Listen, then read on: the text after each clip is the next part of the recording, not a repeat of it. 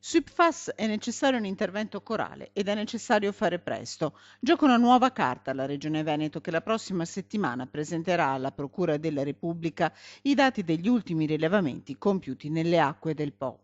I risultati sono tristemente noti. Presenza di PFAS nelle acque in quantità di 100 volte superiori a quelle riscontrate nelle zone inquinate della provincia di Vicenza per il C604, PFAS di nuova generazione, quantità di quasi 2000 volte superiori.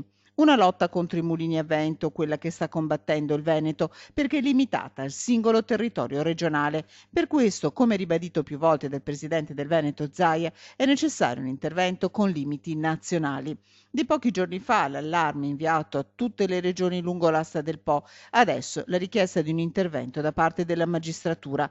È nostro preciso dovere, puntualizza il commissario delegato Nicola Dell'Acqua, perché nessuno minimizza quanto è accaduto, ma non ci si può bendare gli occhi davanti a ulteriori tipi di inquinamento.